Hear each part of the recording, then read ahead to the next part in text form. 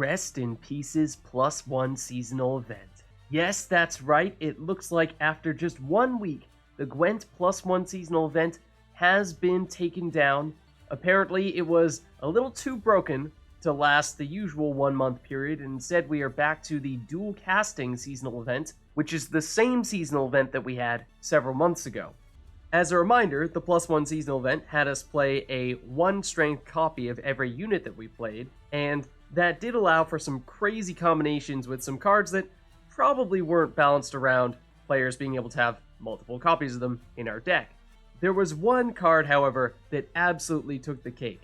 Unfortunately, it was a card that I was about to make a video to show you all about. So instead, I'm going to show you the deck that I was going to use, and show you some outtakes from previous +1 seasonal event videos in which I went against people who were using this type of setup. So although there were many cards that were extremely powerful in the +1 seasonal event, including old ones and new ones with the Way of the Witcher expansion, the one that may have single-handedly broke this seasonal event was Iteran of Ulivo, because the first time you spawn a unit each turn, you spawn a 1-power copy of it in this row and give it Doomed.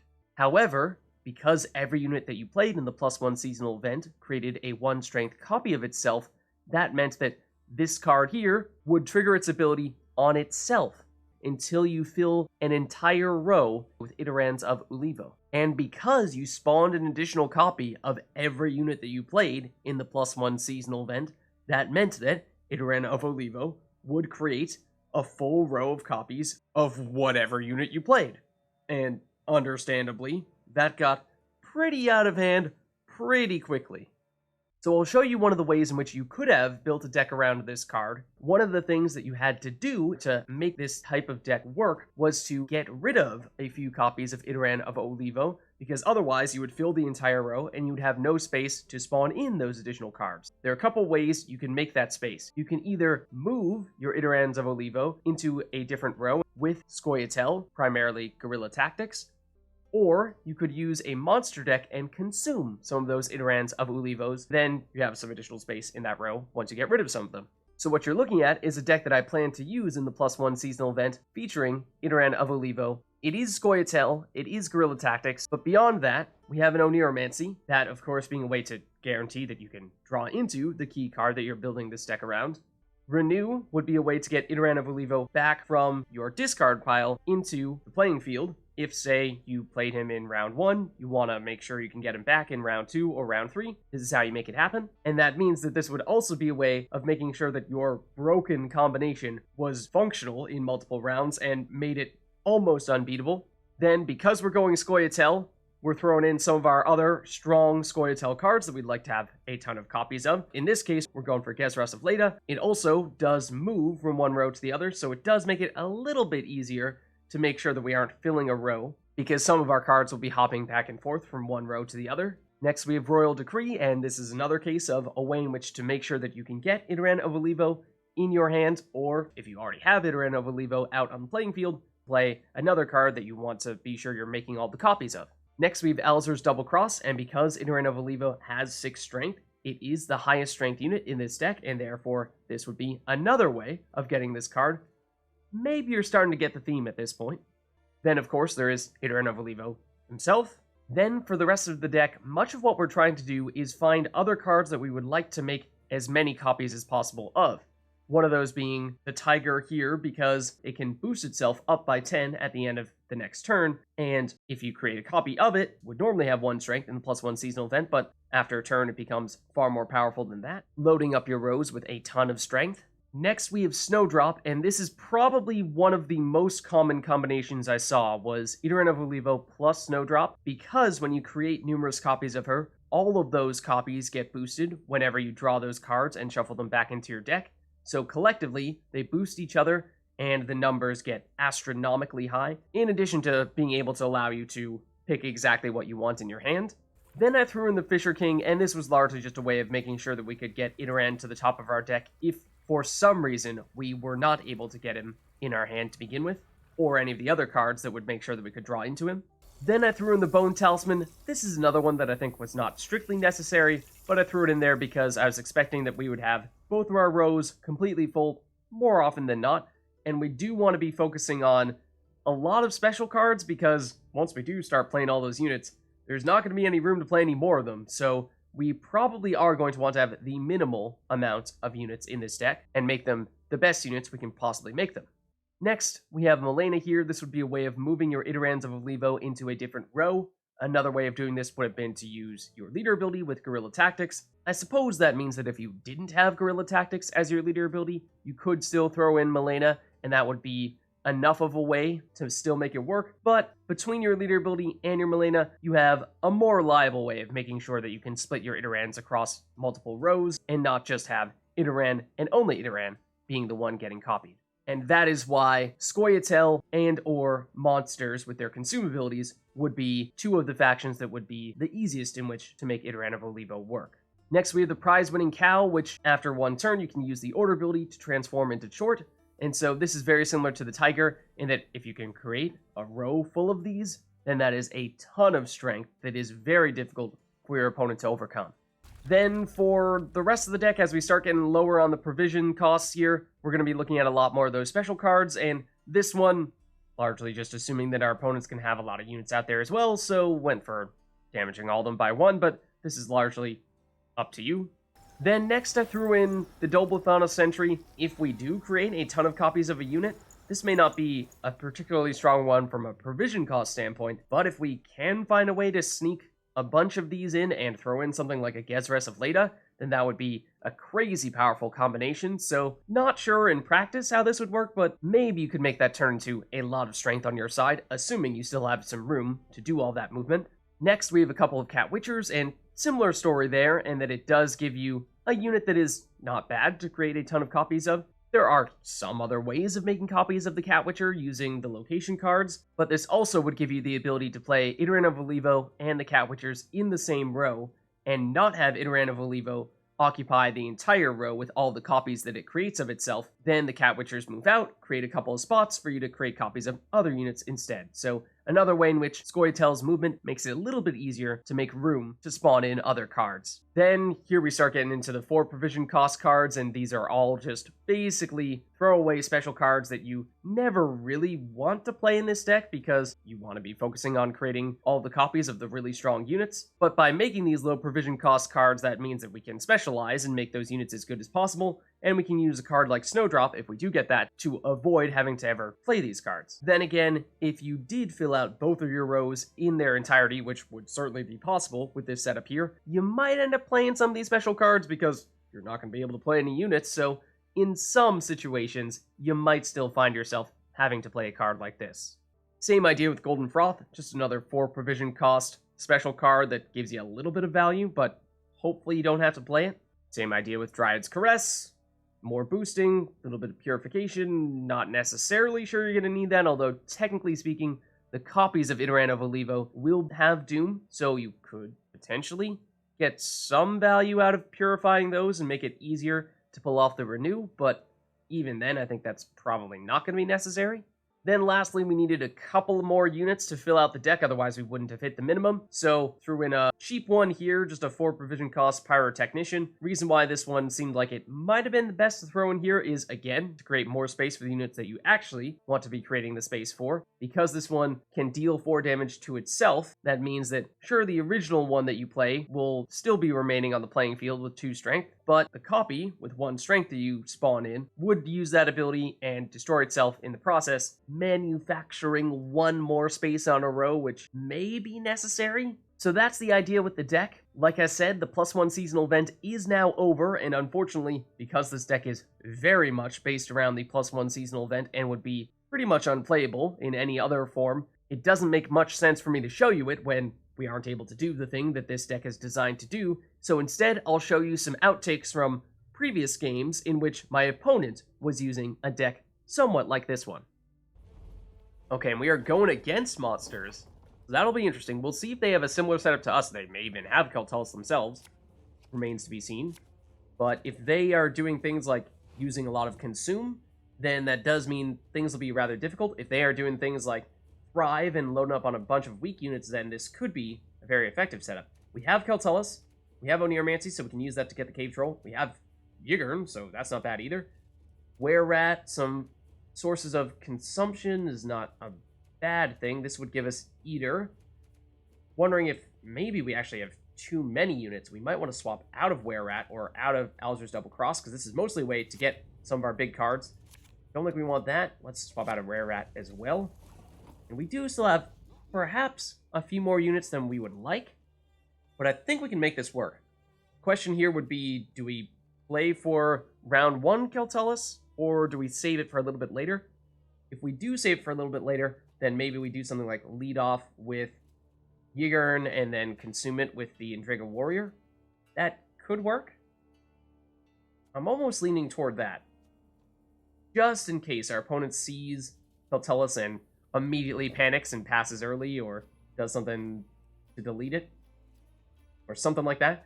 So let's go Yigern here. And against monsters, it shouldn't matter which row we play it in.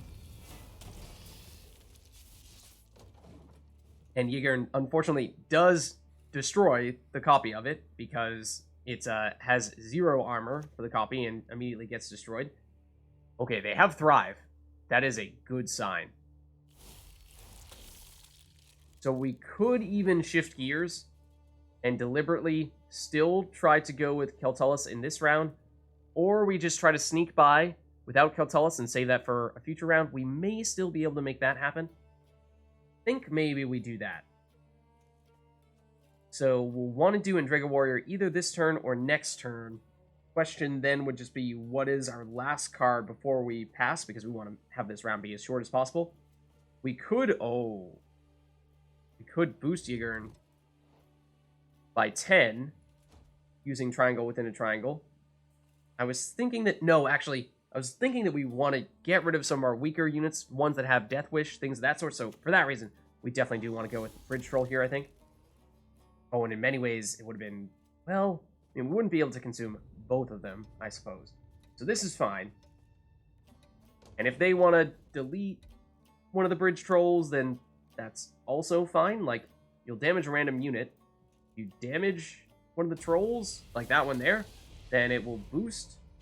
Yeah, it will boost Yigern.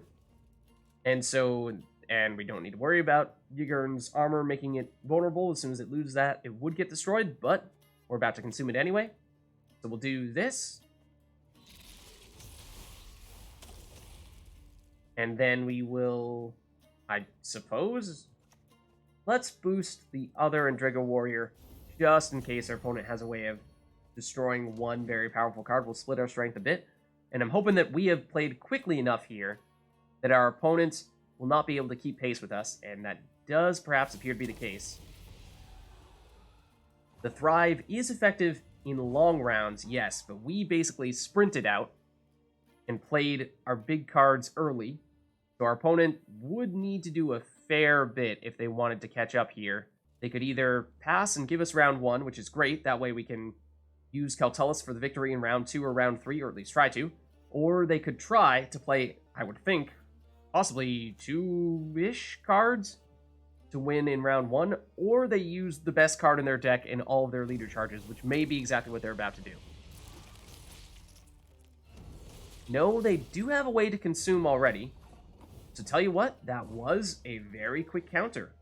Well played. It did mean that we got rid of one of, if not their best card, yes. They didn't have to use any leader charges to do it, though.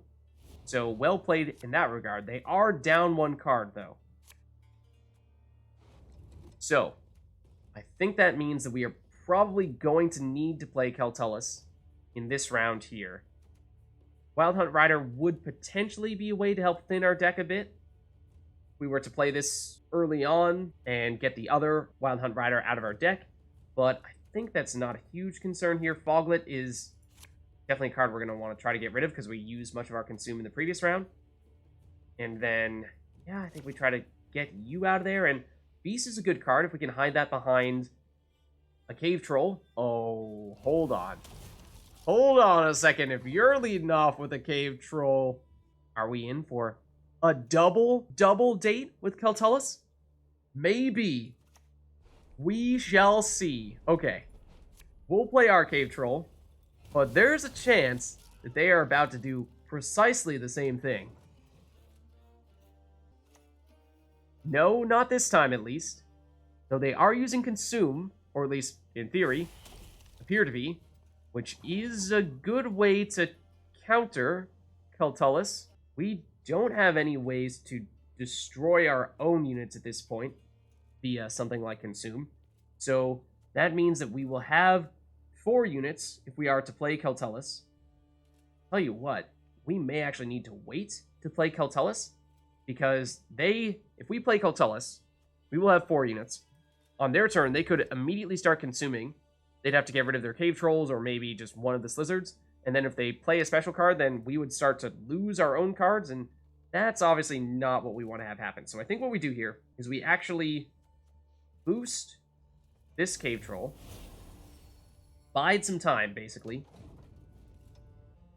have our opponents either start consuming something or have them, well, yes, okay, play other units.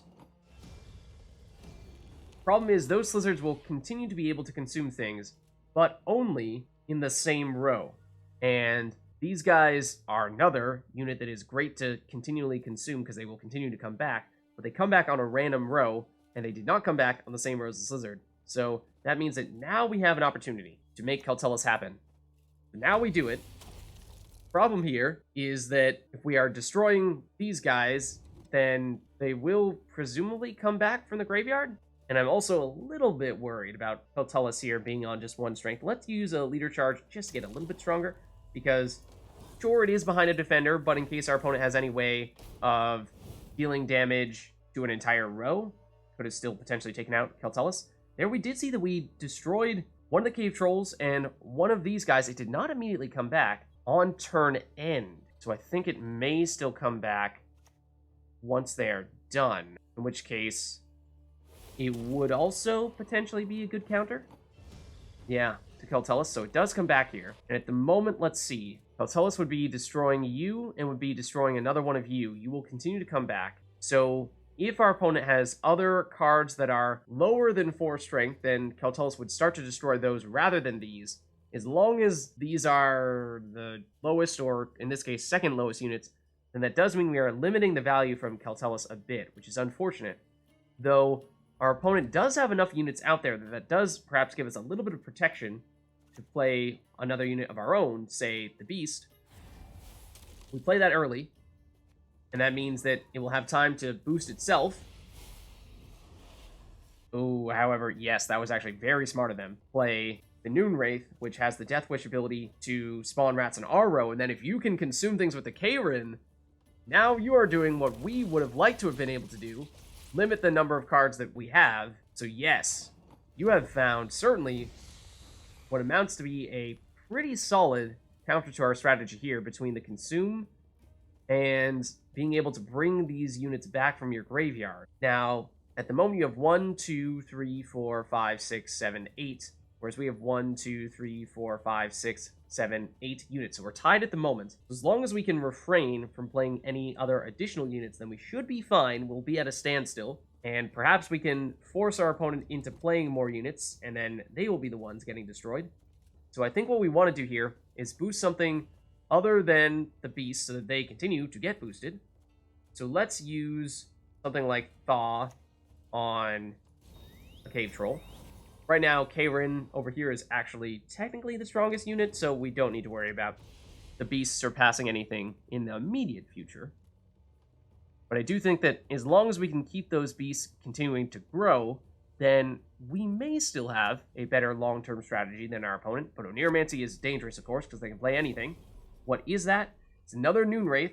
So again, they're looking to get that to be the unit that gets destroyed, at least the one that has just 1. And that will spawn more rats on our row, which means that we will gain more units and be the one at risk of losing cards. It's not a huge deal if we're losing 1 strength rats, of course, because that's not really a major concern. It's more so that it's making it more difficult for us to have them be the ones losing units. So yeah, certainly after that consumption, we have far more units than our opponent. But on this occasion, it is actually hurting them a bit that they keep on getting this card back. Sure, it does mean that if we do end up deleting it, it's not going to be permanently deleted, but it does also mean that it's hard for them to permanently reduce the number of cards in their side of the playing field. So 1, 2, 3, 4, 5, 6, 7, 8, 9 versus 1, 2, 3, 4, 5, 6, 7, 8, 9, 10. So right now we would lose 1 rat. Like I said, it's not a terrible thing. We don't want to use Purify on a cave troll because that would remove the defender ability. So let's make one of them big and put Doom on it instead of Purify. So there we lose the rat, but we are continuing to boost something other than the beasts. The beasts, not being the highest units out there, will continue to get boosted. Trigger all units' Death Wish abilities. Okay, so that's more rats for us. Yes. And again, it's mostly just stopping us from destroying units on our opponent's side. It's not really a huge risk here for ourselves. Even if you continue to do it, I mean, at a certain point, it would prevent us from playing additional units, but of course, we don't have any other units in our hand. Besides, oh, hold on. So this gives us Eater. That's our only Adrenaline unit. Eater with Adrenaline 3 can consume all tokens on this row and gain immunity. When we consume 1 or more units, spawn a drone in this row. So, say if we were to play Eater in this row here, use its ability, we'd consume all these rats. Maybe this is exactly the counter we were looking for. Hold on. Hold on just a second. Let's see. So this is the card that we put back in our deck. Is that correct? So let's make sure that it is not a particularly good one. We will also spawn another token in this row, and we will lose some of the rats. Yes, that will continue to happen as we have more cards than our opponent, but I don't think they will see this one coming. They are going to pass, and they have 2 cards to our 3, so if we were to just pass immediately right now, we would actually lose 2 strength from the rats. These are not the highest units yet. We would gain 4, 2 from each beast, so we would, on net, gain 2, so it's not enough to just pass immediately. I wish we actually had 1 more turn in which to do this, because we'll play Eater. Technically speaking, you could make the case that we actually should wait to play it. Just not use it now, use it for a future round, because at this point in time, that's already enough for us. Because at this point, we've now won the round, and we don't quite get the chance to use this ability to consume all these cards and then suddenly make ourselves the ones that have fewer units, but that would have been fantastic. So I wish our opponent played 1 more card, because of course, if we do activate this ability, then that means that we'll have to play another card, and then we'll be at a card disadvantage going into round 3, and we don't want to do that. But, okay. Let's see. We have our second Oneiromancy. We can play any card we want, but we do have pretty weak cards remaining, is one of the problems. We did deliberately save Osrel for this type of purpose.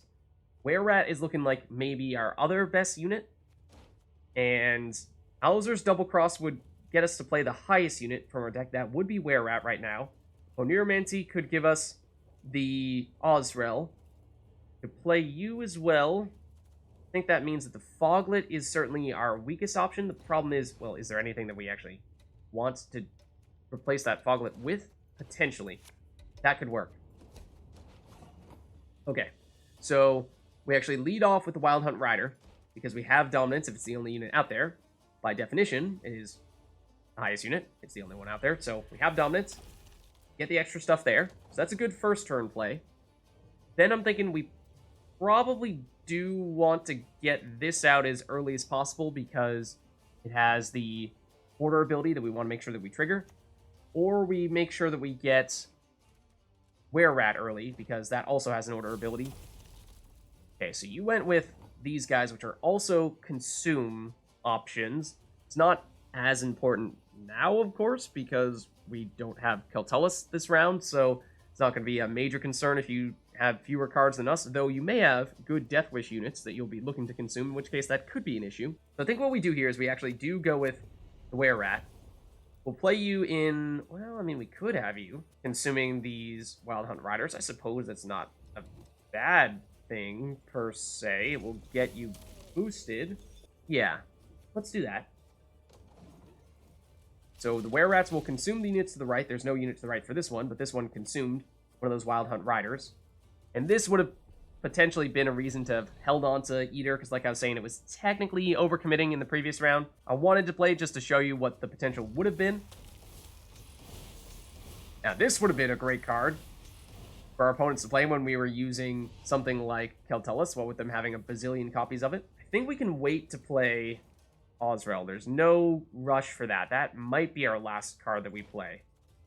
Then I think that means that we probably do go for this here, and then we'll want to play the card that gets boosted by 1 whenever we consume a unit, because we're going to have a lot of consumption, so we'll go with the hybrid.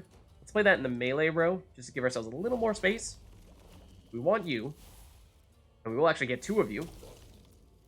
Technically, you could have opted to go in the range row and made sure that you're going to have stuff for this were-rat to consume, but if we use this were-rat's ability, then we will certainly be able to do just that. And let the consumption begin, which will boost those guys in the melee row. Then I'm thinking next turn we go with triangle within triangle, then we finish with Osrel. Okay, so what are you up to here? Move a bunch of units to the other row. Sure. We are creating a bazillion copies of everything. How I wish we had that card that deals 1 damage to every unit out there. I would suspect that perhaps you have exactly the opposite of that, the card that gives +1 to every unit that you have. Let's see, so if we do this, we use this order ability, then we move the highest card in our deck to the top, which doesn't do much good for us at this point. But it does also spawn a couple of drones, which would have potentially been a reason to play this in the range row in order to give us more fodder for the were-rats, but I think we already probably have enough of that. So I think we still go with triangle within a triangle, and I think that still means that we want to use it on, well, oh, hold on. What is higher provision cost? You have 7. Osrel, I think, has more than that. Osrel has 9. So let's actually save it for Osrel. And let's play Osrel now. We might not have time to do this, though. Play it in range. And we want Yigurn. Yeah, we did. So I was deliberately trying to wait a little bit to do that so that if our opponent had any counter for Osrel, we'd be, playing it late enough that maybe they'd lose it.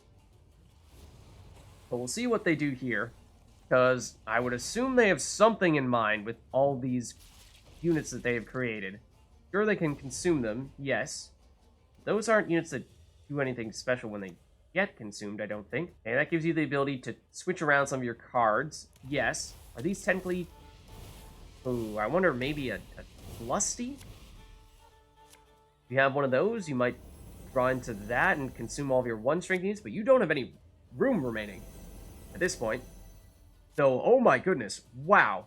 Oh no, I see, okay. So you've just created a bazillion copies of Snowdrop, and now Snowdrop will use all of these orders here to draw and redraw all of your cards and get boosted every time that happens. And so, yeah, this number is going to go through the roof because you still have more of them to use. I have not seen this combination before, but it certainly looks effective.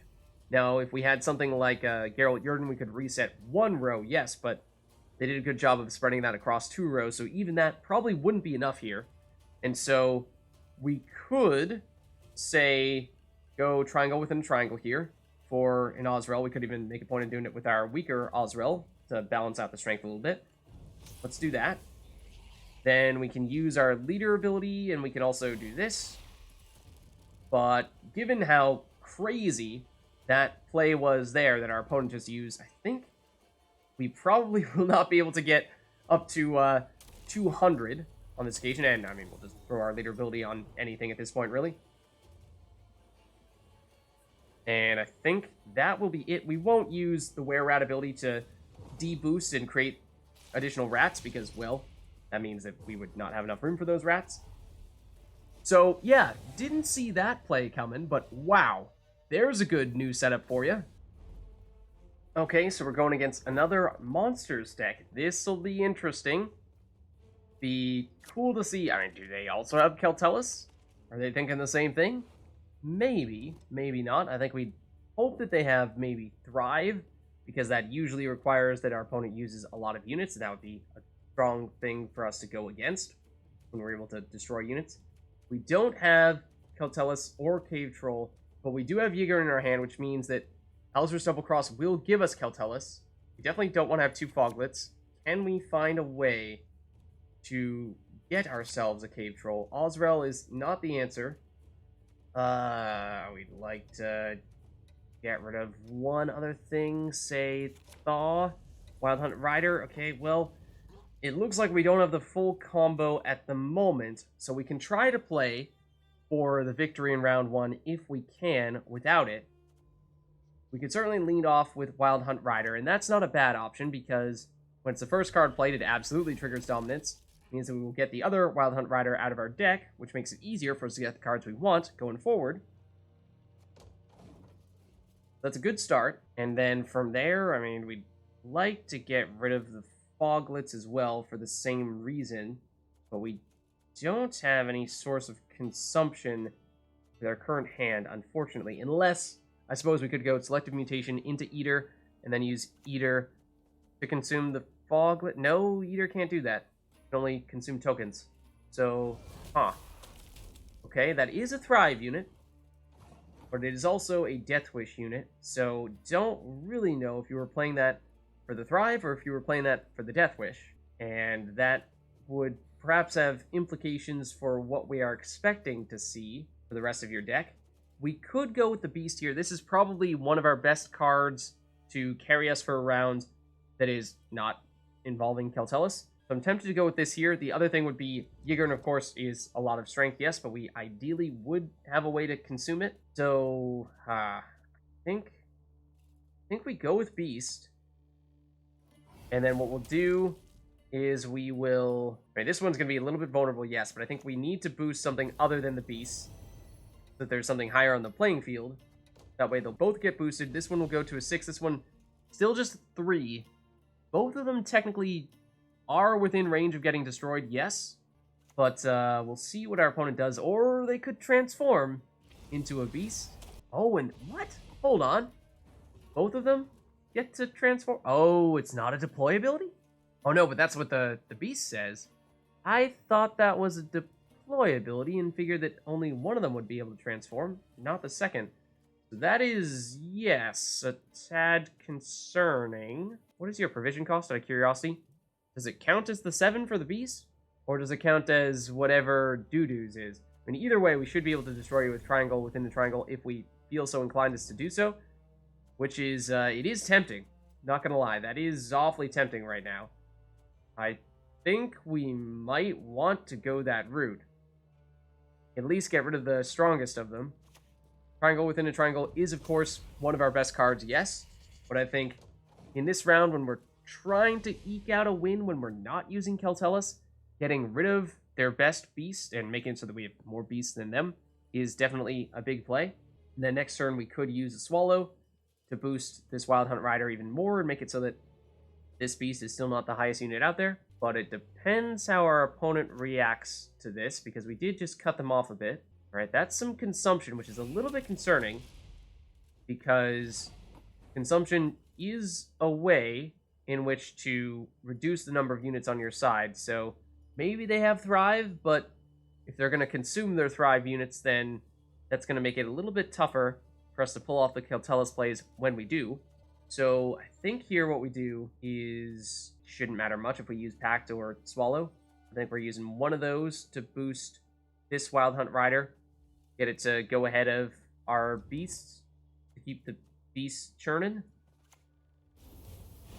We'll do that. Both beasts will go up. And so at least from a beast standpoint, we are outpacing our opponent. But we'll see if they have anything in mind with those consumptions, because they could consume those Werecats, and they have a Death Wish ability to deal damage to everything in the opposite row. Those do also have a Death Wish ability to deal 4 damage. That's a random unit. And, well, fortunately, he did not manage to take out any of our cards there. Otherwise, that could have certainly caused some issues. They could have shut off our Beast engine. This one is getting low, and these two are now tied, the Wild Hunt Rider and the Beast. So I think we probably do want to Swallow on the Wild Hunt Rider here. And that way, these two will continue to get boosted. That'll go up to 5, which is a little bit harder for you to catch, even if you were to, say, trigger the Werecats with their Death Wish. And this is turning into a bit of a longer round than we might have expected. Okay, you do have more Death Wish targets for sure. Do you go for those, or Do you go for the Werecats? I think you will continue to go for Rot Fiends, because that's 4 damage, which is technically more than the Werecats will do, where they're only doing 1 damage to each unit in a row, which is, at the moment, at most, only 2. Now this is getting increasingly dangerous. This beast is down to 1 strength, and this beast is still tied with this one. I forget what happens when the beast is tied. If it does continue to boost or not. I mean, we don't have many other ways to boost the Wild Hunt Rider above this beast unless we use a charge of our leader ability, which I'm not terribly fond of doing here. Definitely don't want to play Alzur's Double Cross, because this is one of the ways in which for us to get Keltullus. Osrel, definitely too early for you, because we'd be consuming a 4-strength unit. Then we could go Selective Mutation. I suppose, yeah, let's do this. We'll get Eater. But what we will do, more importantly, actually, on this occasion, is we'll get rid of the Foglet, because we don't really have a way to consume it right now. So in many ways, that is just a way to bide our time a bit. And do we want to use leader ability here? I think we pass. Or at least pass on using the leader ability. That way, okay, so this one doesn't get boosted. That is unfortunate, but most important was to at least make sure that that beast stayed alive there. But it does technically mean that we are only getting boosted by the same amount as our opponent from our beasts this go round, because we have 1 beast triggering. Our opponent obviously has 1 beast triggering. So, let's see. They have pretty decent setup here with all the consumption going on in the melee row. And I'm feeling like at this point we might want to pass. That would of course mean that we take the loss in round 1, which means we have to win round 2. And do we feel like we have the means to do that would be my next question. And I suppose it depends. If we do find a way to get the cave troll to accompany Keltullus, then probably, but I just don't see ourselves getting out of this round here, because at this point the beasts are not enough to keep pace with the Slizzards, it doesn't seem, at least not when our opponent already has a pretty significant lead on us. So they'll of course pass. And we're hoping for either a draw into the cave troll or Keltullus. That would definitely get us there. Or Oneiromancy could make it possible as well, and there is Oneiromancy, okay. And, okay. I think, other than that, we'd like some form of consumption to get rid of Ygern or Osrel. Or the Foglet. We definitely don't want 2 Foglets. Okay, this is... we can do Keltullus plus Cave Troll, yes. But, okay, our opponent immediately passed. That is actually a bit of a blessing in disguise. We could potentially play the Foglet. That is probably our weakest card here, but in some ways we might want to keep it so that at least we can consume it and take advantage of its Death Wish ability. I think what we do here is we go with our location, because that does have resilience, means that we will lose out on the spawn component, which is unfortunate. We also won't have time to set up the order, because that would take us 2 turns to do that. We could even use Oneiromancy, actually, because we know we're going to get another copy of that. I'm not sure what we would have Oneiromancy into. Let's do it. Oneiromancy into something bad, like the Bridge Troll. Because it's similar to the Foglet, yes, in that it is a target for our consumption. It is technically, you could make the case, a little bit better than the Foglet. The thing is that we don't really want to split the Foglets and have one going in one round without consuming it. Then it's just really bad. We will definitely swap out of the Foglet here, and we do draw into the Cave Troll. We do also draw into some consumption. We are going down 1 card in this round, which is unfortunate. We do want to limit the number of cards we have in this round here, so actually, Eater and Osrel, I mean, this is a good combo, of course, especially when we consume Ygern. I think we get rid of Eater. Okay, and Parasite, yeah. We want to get as many special cards as possible so that we can make sure that when we are going with the Keltullus plus Cave Troll combo, we have fewer units than our opponent, so that our opponent's the one losing units, not ourselves. So we can actually, we do have additional flexibility as well, because Alzur's Double Cross will give us Keltullus. We could also get Keltullus with Oneiromancy. That means we have one of those cards to spare to get something else of our choosing. Maybe Were-Rat? But what do we lead off with? I think it probably is the Cave Troll. And if we do have all of our leader abilities remaining. So that is nice. We could potentially Carapace on this one. Protect it a little bit here. Let's go for that. Because our opponent may have something like a Parasite in hand to deal 6 damage. So it'd be nice. It's not totally necessary. Because we will still have 1 Cave Troll remaining. But okay, so they have Neuromancy. Let's see what they choose to do with it. Which would be a pretty strong indication of what their plan is. I would think, if they can choose any card at all. Okay, this is concerning because you see how many versions of this card they now have. First time you spawn a unit each turn, spawn a 1-power copy of it in this row, then give it Doom. So basically, this will trigger itself because of the effect that we have in this alternate game mode until it fills the entire row, which is what ended up happening here. This can trigger another time, or at least it has, what, a 1-turn cooldown. At least that's what that appears to be, so it could happen again in the second row. If we had a way to deal 1 damage to every unit in a row, that would look great right about now, but we do have a means to do something kind of like that. Let's actually use Elzer's Double Cross to get Keltelis. And let's boost the second Keltelis a little bit. Again, just to keep you safe. So this is a way to remove some of these guys. Not a way to deal 1 damage to the entire row and knock out most of them, but it's a nice plan B, at the very least, because they were, I think, about to pull off a pretty insane combo and may still be able to do just that. Let's see, destroy 2 units on the same border color, then create other ones, basically. Okay, well, you perhaps were trying to destroy units in order to make it so that you could have fewer on your side, except you still are creating copies of everything, so maybe we have found a very good counter to what these guys have set up with all of their copy creating. So, let's see. I think for now, we are a little bit safe to play more units at the moment with something like a Yigurn, because our opponent certainly does have more units than us right now. So this could work. I think we go with this, and then let's play it in the melee row where it's a little bit more protected. I think so. The second one will get destroyed because it won't get any armor, but that's fine. We'll continue to whittle away at their setup here, and we'll either destroy their Francis Bedlams, or we will take out their copy makers, and I think we may have already gotten rid of all the ones that had 0, or had 1 strength, rather. Oh, seize, or, oh, uh-oh, you about to seize a Keltelis? It looks like you may be.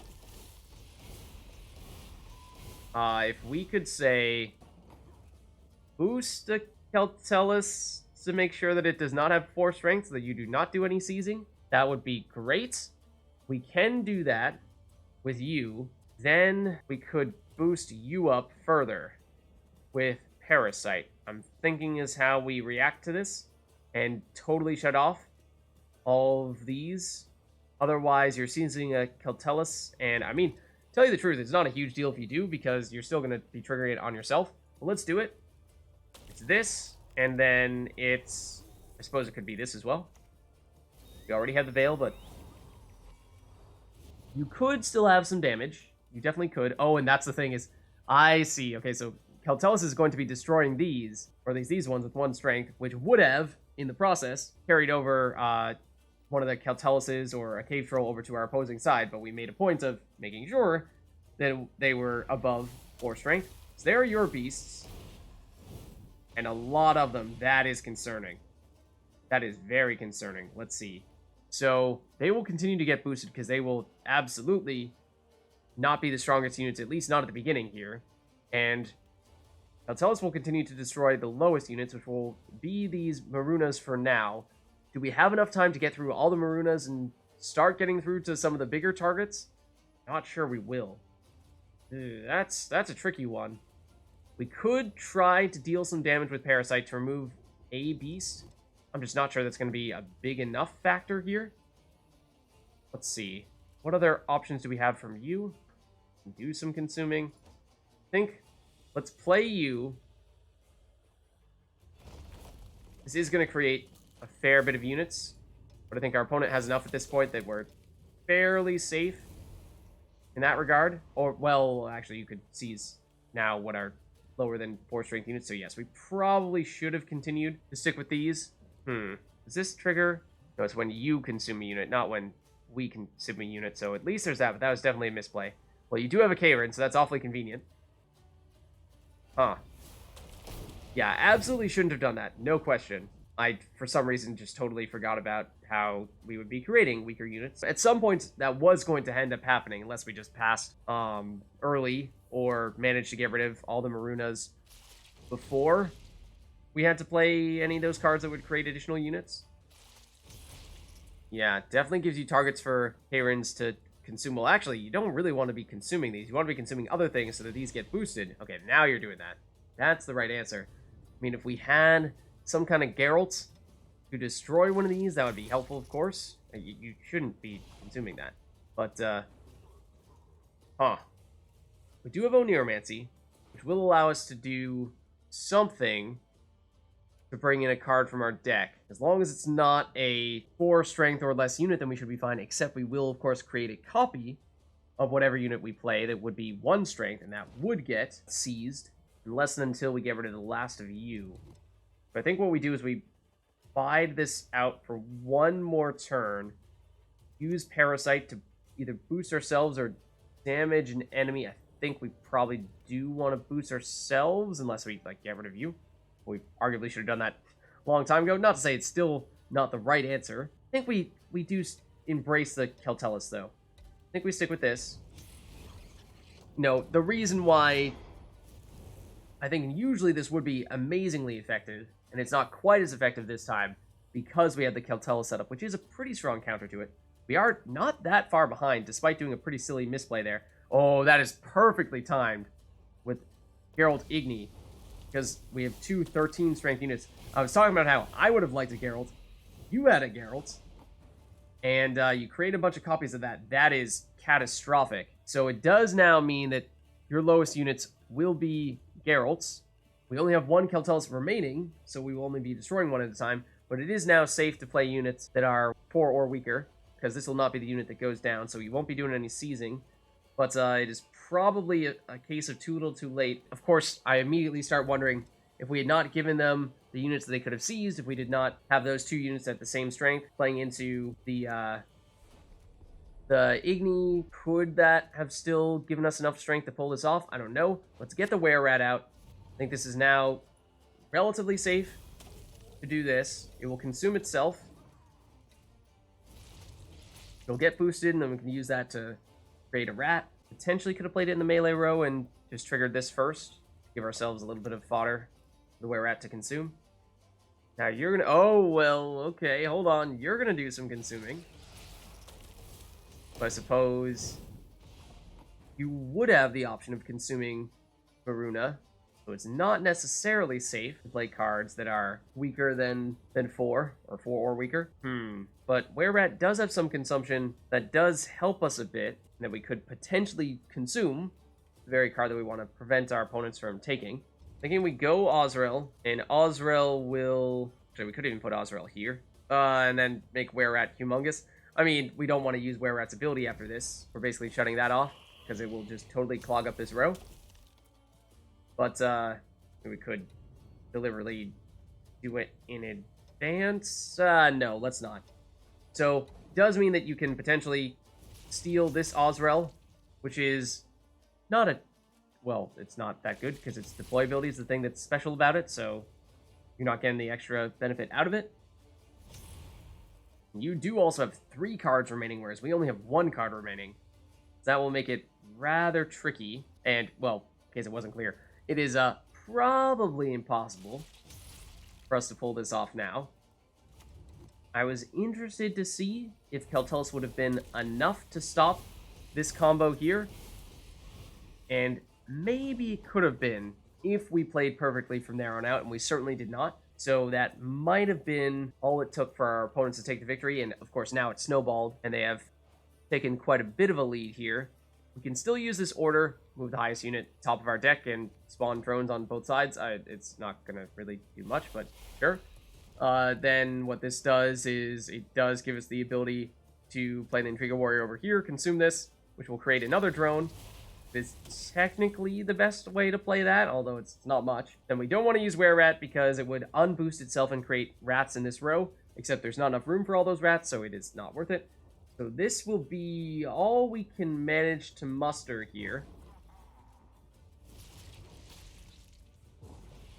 And our opponent's just not even going to show us what those last 2 cards were. Of course, they did run out of space. Okay, so we're going against monsters here. They're going first. So we hope that they don't have any good ways to counter our setup. I think the toughest thing for us to go against is likely Scoia'tael because they have a lot of ways to move cards like Corvo that need to be in a specific row. We do have Corvo here. We do have a way to block Corvo so that he's not easily damaged or moved, which is certainly beneficial. We can get our Archgriffin with Oneiromancy, so that is good. I don't think we want this many Trident Infantries for that reason. We'll want something like Yes, Nana K. Give more of those boosts. And then I think we get rid of the other Trident Infantry.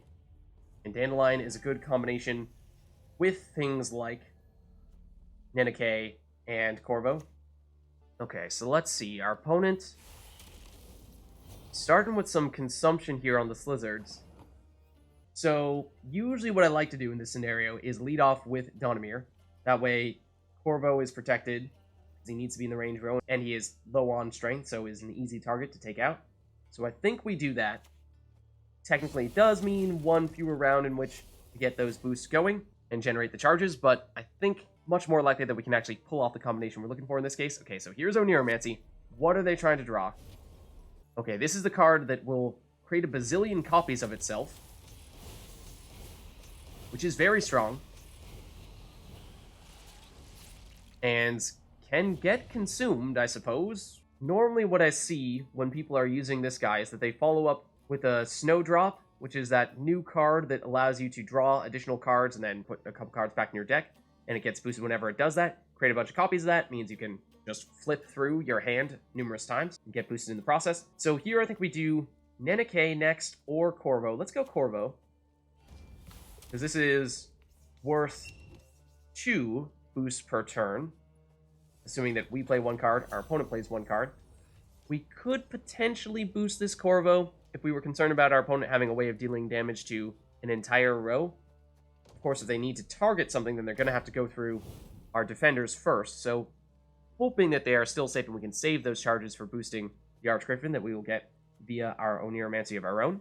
I think that our opponent has some big plan here. I'm just not totally sure what it is yet. They will continue to play copies of, every card that they play, and by consuming the Noon Wraiths, they've flooded our range row, which is not something we like to see. Now, we would have ideally gotten the chance to play Dandelion there as well, or Nana K. That way we could generate more charges. But we could just make this a little bit of a shorter round and play Archgriffin in the melee row and then start doing the boosting soon. Or put out something like Temerian Drummers, Griffin Witcher Rangers, to be the targets of those boosts. Let's go with Temerian Drummer now. And we'll save these charges here. Our opponent is in the lead at the moment, so they may see fit to pass here. But in theory, we could play more cards than our opponent as long as we are directing our boost towards the Archgriffin. And then, in many ways, we are just carrying over that strength from the Archgriffin from this round into a future round. And oh man, are they going to flood our melee row as well? I've never seen this setup before, not with specifically the Noon Wraith, but it does seem like it could certainly be very effective, because we are going to be forced into playing, well, almost nothing now. I'm not sure we can do anything. We can play 1 card in the melee row here, I think. We won't be able to make a copy of it. That would just barely be enough room for our Archgriffin. We wouldn't get the copy of it, which is probably fine, because we are going to focus on the main version anyway. I think we do that, because that way, even if we lose this round, we can still carry over into round 2 or round 3. If we do this, we'll get boosted from the Temerian Drummer. we will give charges to our Corvos, and then with our Corvos, we will boost the Archgriffin, and we hope that we have enough time to apply all these boosts before our turn gets timed out here, because it does take a while. That is one of the downsides of this deck, is that, I mean, this is only partially charging up the Corvos. If we have things like Priscilla to give additional charges, Nana K generating charges as well, then it can take us a very long time. But at this point, we have no room remaining. We could use a special card, like the Swallow, to further boost the Archgriffin, which is not a terrible thing. If we feel like we need to play one more card, that would be what we'd want to do. Let's see. Our opponent no longer benefits from destroying those Noon Wraiths because they've already flooded our rows, so we may have found a way to still make this work. Let's see. They will get boosted whenever they destroy a card on their turn. They do have the consumption, and they do have a lot of those cards that can get boosted, so that does add up very quickly. They have played one more card than us in this round, so I do wonder if maybe we want to pass here and take this round 1 loss, unless we do opt to swallow on the Archgriffin, and that gives us a little bit more charges for Corvo. We can use those charges to further boost the Archgriffin. Means Sumerian Drummer will have another round to boost the Archgriffin. Maybe that is still worth it. Let's give it a try. That will certainly get the Archgriffin up to 31 strength once the Sumerian Drummer kicks in. So if our opponent wants to keep on playing for this round, and we can come close to keeping pace, that's fine, because we have carryover, whereas they very well may not. And this is an impressive setup for sure. Very intriguing way to set up all these copies. But I have yet to see anything that would make me concerned that they are going to do crazy things for future rounds. Now, they can do lots more consumption with those were-rats. They will consume the unit to the right, so we will get more rats, except there's no more room for them. And they will consume themselves, and these Vran warriors will continue to get boosted when they continue to destroy cards on their turn. This is an impressive setup, for sure. Now I think, unless we were to do something like Knighthood and split 6 boosts randomly on a row, we just can't play anything here because we don't have any room to play any units. I don't really think we want to do that because we could play it on the melee row, yes, but it's going to split between everything here, and it's likely that the vast majority of those boosts are going to go to the rats, not the Archgriffin. So I think we pass here. Means our Archgriffin is up to 32 strength. We do have one additional card above our opponent. And we do have 32 carryover, and we have Alazur's Double Cross, so we can guarantee that we get the Archgriffin next go round. We will also, I believe, get the echoed copy of our Oniromancy. There it is. So that means that with one of these cards, we can guarantee that we get the Archgriffin this round, and then with the other one, we can guarantee that we get it in round 3. Then what else do we do this turn? We can use the Griffin Witcher Ranger to set up the Archgriffin a bit, and use you to give charges to Nenike. That's fine. We could use reinforcements to get more Aretuza Adepts to further do that. I think that's fine. Thinking Knighthood might be the one we get rid of here. We don't want Trident Infantry. Sumerian Drummer, though, is fine. Okay, so this is interesting. They immediately pass. They have 7 cards, so they'll draw back up to 10. But our question here is, we can play 1 card, yes, and then we'll be at 7. Draw 3 next round, be up to 10. But we could deliberately overinvest in boosting the Archgriffin now in order to carry over all that strength into round 3. And how much do we want to do that? Because Alazur's Double Cross would summon it, yes. But maybe we do something like get out Nenike first. That means we'll have, especially if we do this, 9 charges with which to boost. We're not going to use those on fellow Nenikes. Then I think we either go with Alazur's Double Cross and get it out now, or we could start using the Aretuza Adepts to set up more Nenike charges. I think we go for it. I think we maximize the carryover. If we do this, then we pass this round. We could even reinforcements on the Aretuza Adepts. Let's try it. I don't know if it's necessarily the optimal answer, but it does mean we are going to have a ridiculous number of charges. And we are going to have a ridiculous amount of carryover. And that is the idea. So, fingers crossed that it does in fact work, but no guarantees here. Because on any other hand, any other deck, this would be a problem. But it can work with this one. So here is the Archgriffin, guaranteed with the Alazur's Double Cross, and now we just boost like crazy. And the problem here is that this could take us a long time to get all these charges spent. So we just want to make sure that we don't run out of time. But with this, when we get ourselves up to 50, potentially, it's going to be very close. No, 49.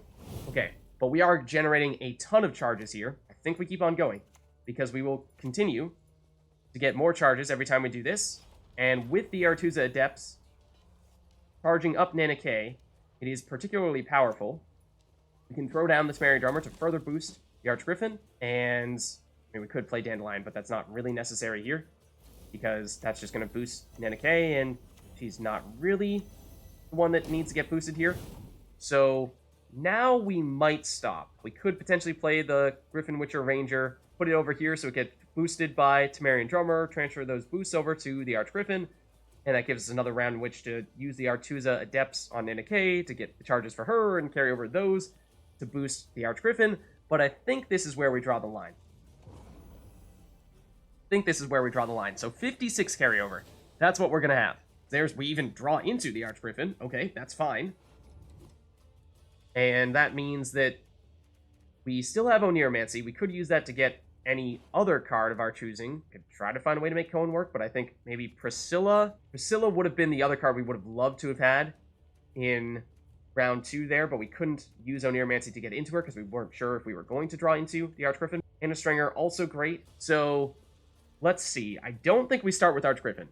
I think our opponent is expecting us to play this, and then they are probably planning to, if they have something like Geralt of Rivia, immediately try to destroy it. So we don't want to have that happen. I think instead we want to maybe start off with some either Anna Strangers or ideally someone who has charges. You don't have charges, but you benefit when other people who do use charges... Oh, tell you what. We don't actually have anyone with charges. Dandelion does not have them. Priscilla doesn't either. Okay. Alright, let's get Anna Stringer out here. But, we actually would have really liked to have had someone like either Nenike or Corvo in this last round here, so that we would have a target for those charges. Let's see, they're playing a unit from their graveyard. It'll be a Slizzard. There'll be more consumption. We saw them have a crazy combo in round 1. Yes. Is there any way they could theoretically bring that back for round 3? Because the Slizzards were a part of that, yes, but it was primarily that they played that card that makes a bazillion copies of everything that they play. And so I would have thought that they would have brought that back, although it might have Doomed. They might not be able to. This one here. I would have thought they'd bring that back. But it may need to be a bronze unit, and so they brought back the Slizzard instead. We might actually want to get someone like Egmond out there for just some simple and straightforward boosts. I think we do that. Oneiromancy into Egmond. Play you here. I suppose... No, that's not a charge. Okay. I was going to say, is that actually someone we could boost the charges with? No, that's just a single order. Ah, there's Renew. Okay, so that will mean that, yes, they will play this card here. I'm surprised this card doesn't have Doomed. Or at least when you play it, it gains Doom, but the copied version does not, so there is still a way to play from your graveyard. I don't know, that seems like that's not technically supposed to be allowed to happen, and that may just be a little loophole. But we saw what they were able to do last time with this setup. It was very effective, for sure. We do have the 56 carryover from Archgriffin. Is that going to be enough? Don't know. Last time they did flood the rows with the rats, so we might want to be wary of something like that happening and not having time or space to play Archgriffin, so might want to try to get that out soon. Otherwise, it's Griffin, Witcher, Ranger, I suppose, but for Dandelion, he's, again, not really doing much for us here. I suppose, yeah, I don't think it matters much. Let's use Swallow, get Anna Stringer boosted, so that she's inspired, so that she's boosting on both sides of her. Because that'll be helpful. Then we want to try to get something in the melee row so that it gets boosted by this last Egmont here as well. So I'm thinking it might be time for Archgriffin after this. And we're about to find out what our opponent is going for. Did they consume some of these? No, they consumed the other Slizzard. What are they trying to set up here? We saw what they did last time.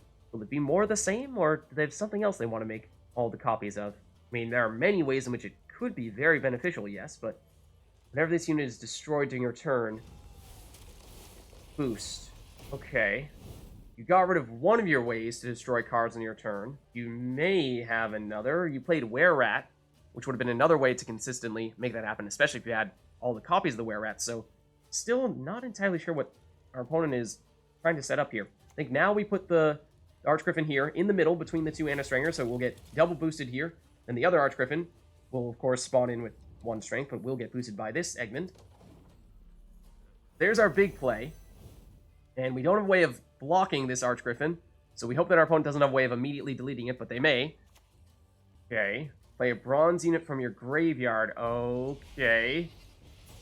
Now the Slizzard comes back, and this Slizzard will consume more on this row. Oh, no, you're setting it up in the other row. Okay, so that way you can consume units from either row. I see. We would love to have something like a Geralt Yurden to just reset this row. That'd be amazing, but I'm sure our opponent is thinking the same thing here with this Archgriffin, or any other card that can delete something that is this strong.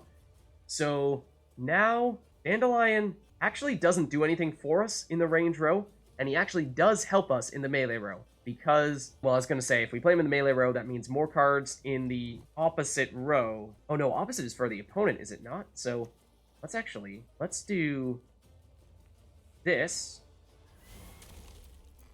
Then we'll transfer these boosts over to the Archgriffin, because why not, on our next turn. Assuming that our opponent doesn't delete things, but they may. And we will have some sustained boostage from Egmont, Anastringer, and Anastringer. But so will our opponent whenever they consume things, with all of these She-Trolls of Vergen getting boosted. And Death Wish with 4 damage. They can immediately trigger that by consuming them both with the Slizzards. Who will they take down with that damage? Yeah, if they uninspire an Anastringer, that is very unfortunate.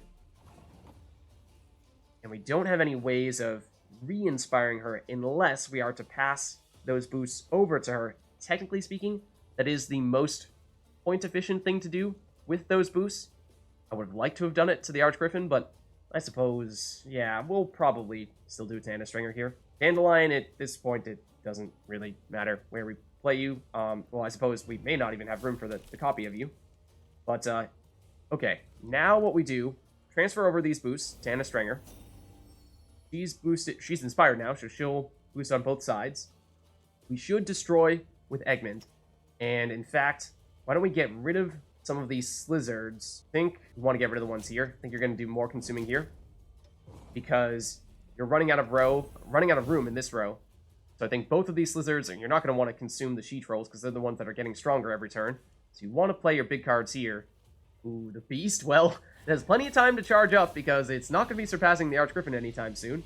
But it does look like with all this consumption and the sustain from the Beasts, that our opponent will surpass us here.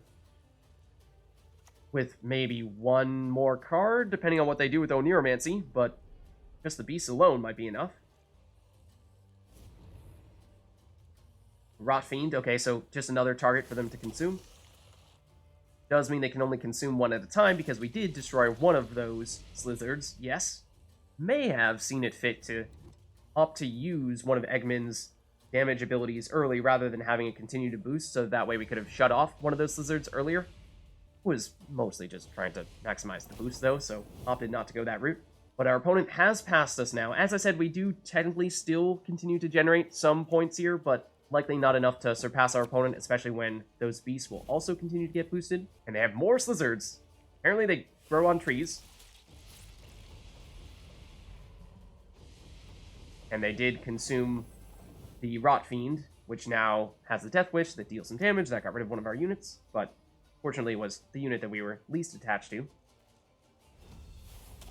And they play a 1-power copy of a unit in their hand. Whenever you consume, boost it by 1. So, well, there's plenty of consumption happening. So, yeah, very consume-heavy deck. And especially with all those copies that they created earlier, they had some interesting synergies there. Flooding our row with the rats, certainly, I have not seen that before, and that's a nifty one. Here comes the other hybrid. We knew that they had that in their hand because they created a copy from their hand. And once they consume everything, then that will be it. So we were able to carry over a 50-plus strength Archgriffin, yes, but it was not enough on that occasion, unfortunately.